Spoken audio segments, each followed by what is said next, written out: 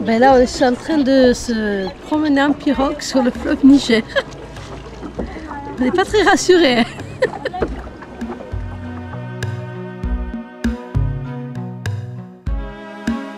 puis là, on est en train de traverser le Niger. Alors là, il y a des îles au milieu du Niger. On cultive du riz. On cultive du riz, non, sur les îles? Oui, du manioc, de la patate douce. Et là, c'est le village de Goudel, hein, où on s'est arrêté. Non, Ada? Oui.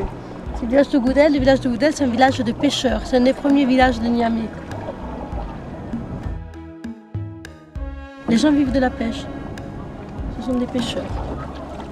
La légende dit que quand un enfant naît chez un pêcheur, dès la naissance, il le jette à l'eau.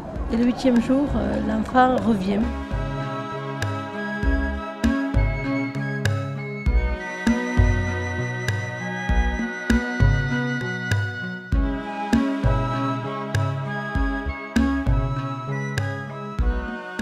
Quand on est sur le fleuve, on pense, quand on était sur le lac de Tibériade en Israël, on pense à Jésus qui a marché sur les eaux, aux apôtres qui pêchaient peut-être pas le même genre de bateau, mais on pense à tout ça, quoi. Puis cette immensité du fleuve, je veux dire, ça nous rappelle la création, hein. La création, les merveilles de la nature que Dieu a créées, hein. Là, on voit la nature intacte, préservée. Il faudrait que ça reste tel que Dieu l'a faite.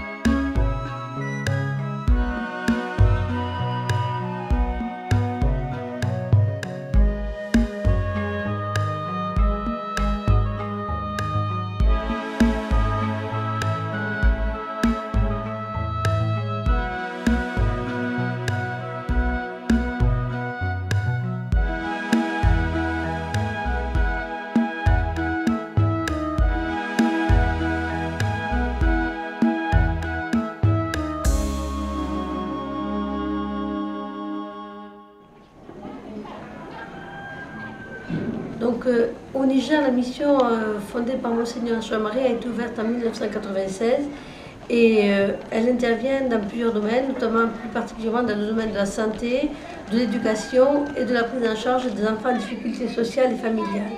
Alors, au dispensaire, on a ouvert en 2001 et actuellement, on a 45 000 personnes qui sont passées. C'est-à-dire qu'on a soigné 45 000 personnes entre 2001 et 2008. Alors quand les gens arrivent, ils rentrent d'abord dans cette première pièce qui s'appelle la salle d'accueil. Et là, on les pèse, on leur prend la température, on les enregistre et on leur donne une petite fiche avec tous ces renseignements-là qui permettent de faciliter le travail du médecin. La majorité de nos enfants, ce sont surtout de malades, pardon, ce sont surtout des enfants qui ont entre 0 et 5 ans. Alors, pour en revenir au nombre de malades, il faut compter entre 600 et 700 malades par mois. Et ce nombre peut monter jusqu'à 800 ou 900 en période de palu. Alors, à côté de... Comme on a beaucoup d'enfants parmi nos patients, on assure aussi des consultations du nourrisson sain, c'est-à-dire qu'on assure les vaccinations et on profite de ces vaccinations contre la rougeole, la fièvre jaune, la polio, la diphtérie, le tétanos. On profite de ce que l'enfant vienne aux vaccinations pour le peser, vérifier qu'il n'y ait rien de grave et s'il y a quelque chose, une maladie ou autre qui semble se déclarer, on le réfère chez le médecin. À côté de ces vaccinations du nourrisson sain, on assure aussi des consultations prénatales. C'est-à-dire que beaucoup de femmes viennent ici pour avoir un suivi et ça, j'allais dire, on voit qu'il y a une progression dans la prise en charge de ces femmes-là. Et maintenant, on assure ce qu'on appelle la PTME, c'est-à-dire la prévention, la transmission de la mère à l'enfant du VIH-Sida. C'est-à-dire que sur place, au cours de la consultation prénatale, les femmes peuvent être dépistées. Ce qui permet après de les référer, si elles sont séropositives, ça permet de les référer dans les centres spécialisés pour la prise en charge de ces malades-là. À côté de ça, on assure aussi des consultations spécialisées sur rendez-vous, notamment en gynécologie, en pédiatrie, en stomatologie et en endocrinologie. On fait aussi des hospitalisations de jour, du lundi au samedi, de 8 h à 18 h. Et on prend en charge les enfants malnutris, orphelins, les handicapés, les sinistrés et les enfants en difficulté. C'est-à-dire que souvent, ce sont des enfants qui viennent et qui n'ont rien. Donc on assure la consultation et le suivi médical. Au plan des malades qui arrivent, on peut dire que les malades arrivent de tous les quartiers de Niamey. Au début, on était notre quartier, puis ça s'est étendu au quartier voisin, et maintenant, il y a des gens qui font jusqu'à 10-15 km pour venir se faire soigner chez nous, parce qu'ils disent qu'ils sont bien accueillis, et que même si ils sont malades, ils ne sont pas rejetés ou grondés comme dans notre formation sanitaire. Notre personnel comprend 2 médecins, 2 infirmières, 2 sages-femmes, une laborantine et une dame qui fait le ménage. Et donc tout ça, c'est assez soudé et ça permet un petit peu d'améliorer les prestations qu'on peut donner à nos malades. J'allais dire, ça donne un petit peu plus de sens de la charité à des gens qui ne connaissent pas, j'allais dire, le Christ.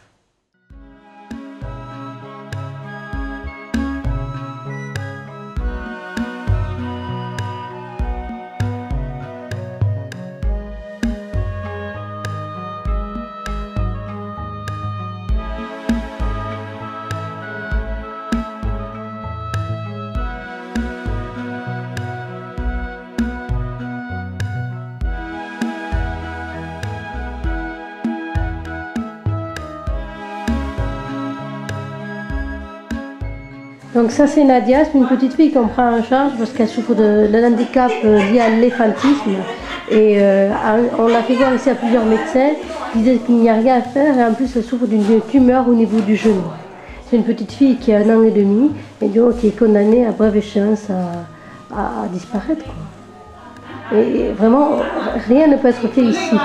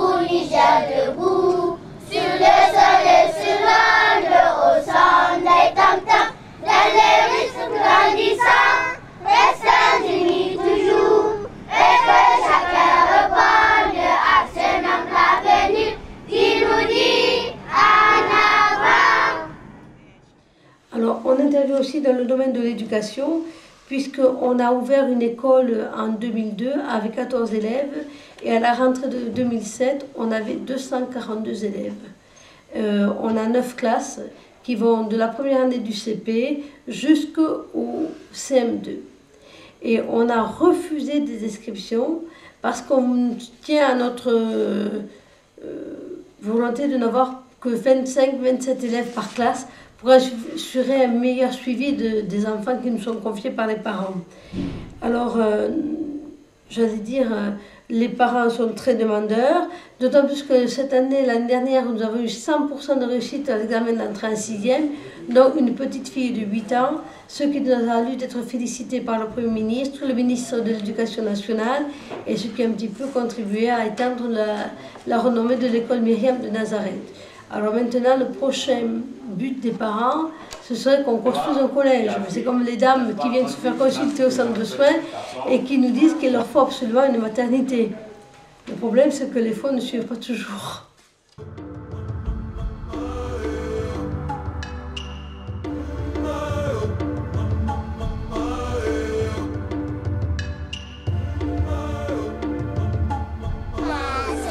Bonjour ma soeur, bonjour ma soeur, bonjour ma soeur.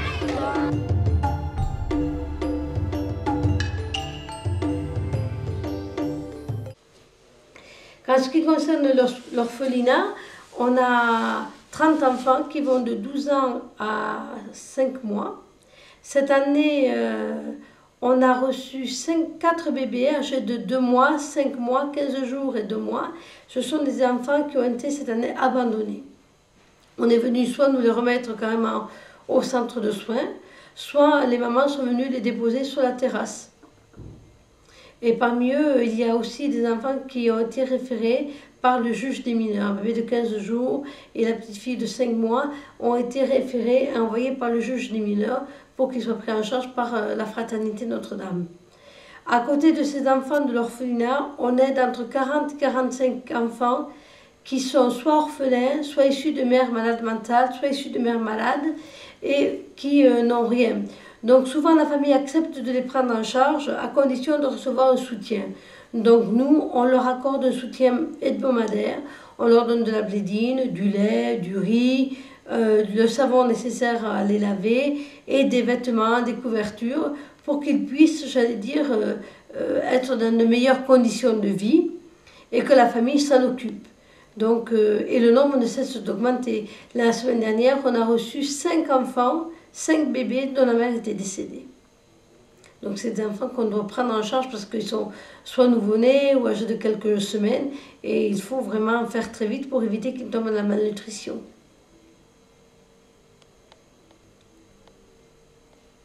Voilà un petit peu ce que peut faire Monseigneur Jean-Marie au Niger. Et même si ça ressemble à une goutte d'eau dans un océan, je vous assure que son travail est vraiment important aux yeux des populations locales.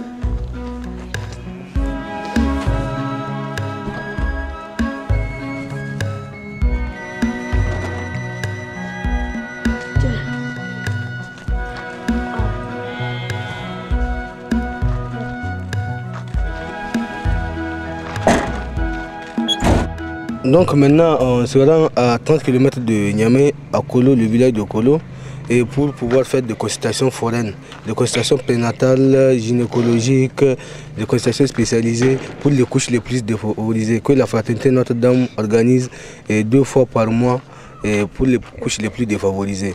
Donc comme on a l'habitude de le faire maintenant, nous allons nous rendre là-bas pour pouvoir essayer de faire ce que nous pouvons faire pour les pauvres. En même temps, on va profiter de donner de la friperie et aux couches les plus défavorisées. Donc c'est là vraiment, on remercie beaucoup le Père Jean-Marie pour tout ce qu'il est en train de faire pour les populations, les couches les plus défavorisées de la population du Niger. Donc tous nos remerciements vont à sa personne et à tous les membres de la fraternité Notre-Dame. Merci.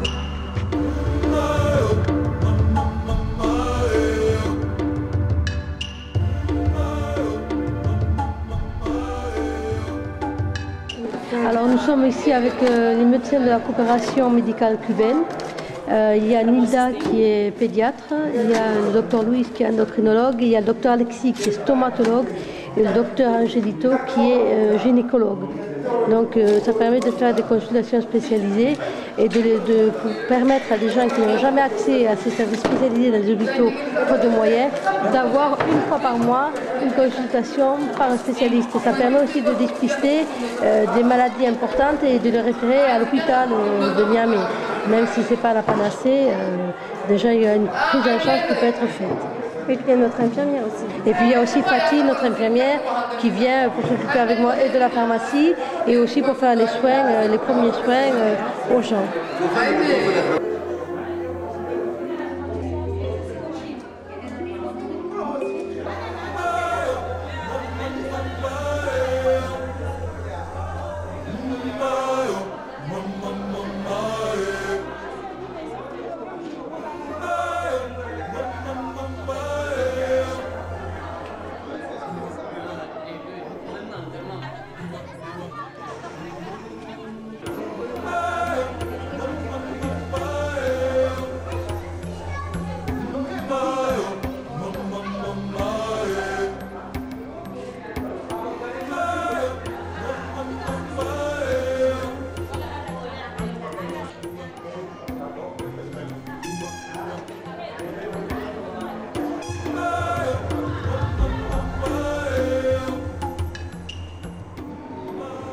Nous allons commencer, certes, le cérémonial est très simple, mais c'est significatif à nous et à vous. Alors, le premier témoignage de satisfaction est décerné à Monseigneur Jean-Marie Roger Kazé de Fraternité Notre-Dame pour la réussite de ses missions dans le cadre des consultations médicales dans la commune urbaine de Kolo. À tout seigneur, tout honneur, nous invitons Monsieur le maire de la commune urbaine de Kolo à lui décerner ce témoignage. Monsieur le maire. Brigitte, tout à vous. Au nom de la population de la commune de Kolo, le conseil communal et à mon nom, nous vous décernons donc ce témoignage de satisfaction. Votre mission réussie, pour les saluter.